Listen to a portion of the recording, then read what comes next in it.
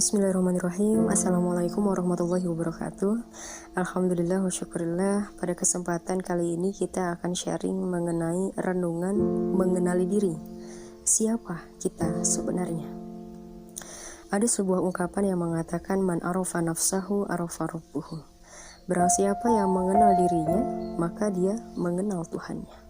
Lantas yang menjadi pertanyaan adalah, sudahkah kita mengenali diri kita sepenuhnya? Siapa kita?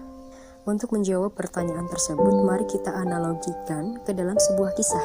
Teman-teman bisa membayangkan, di sana ada seseorang yang tergeletak di pinggir rel kereta api. Ia kecelakaan, tangan dan kakinya patah, kepalanya pendarahan banyak, mukanya terseret oleh bebatuan. Akhirnya seseorang ini langsung dibawa lari ke rumah sakit terdekat dan ditindak, dioperasi, dibedah oleh dokter-dokter yang ada di rumah sakit tersebut.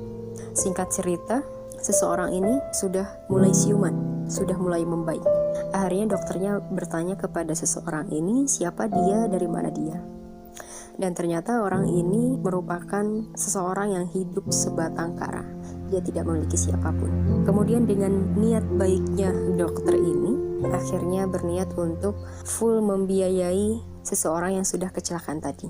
Akhirnya semua biaya operasi, perawatan, dan lain sebagainya ditanggung oleh dokter tersebut.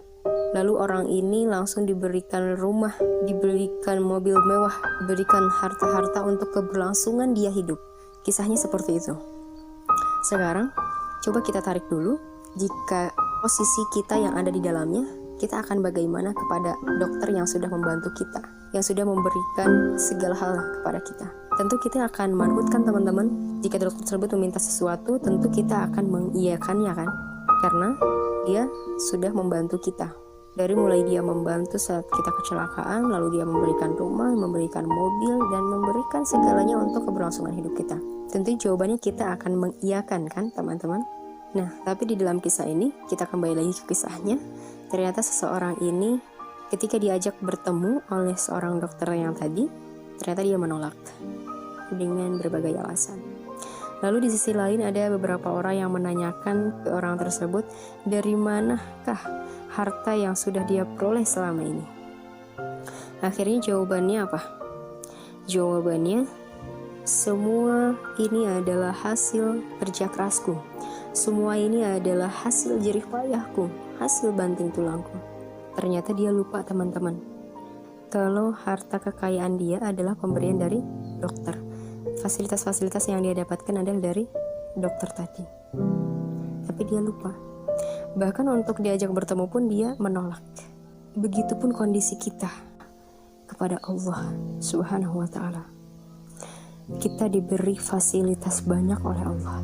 Diberi mata untuk melihat, diberi telinga untuk mendengar, diberi tangan, diberi kaki untuk melangkah. Seluruh tubuh dari ujung rambut hingga ujung kaki, semua adalah fasilitas dari Allah, gratis. Ini adalah fasilitas. Belum lagi kita diberikan rumah untuk berteduh, kita diberikan kesempatan untuk mendulang ilmu, kita diberikan ini dan itu, kita bisa makan dan memiliki hal-hal lainnya. Sejatinya itu semua adalah fasilitas dari Allah. Dan terkadang kita lupa kalau semua itu sejatinya dari Allah. Rata-rata ketika orang menjawab, ada pertanyaan, dari mana ini semua?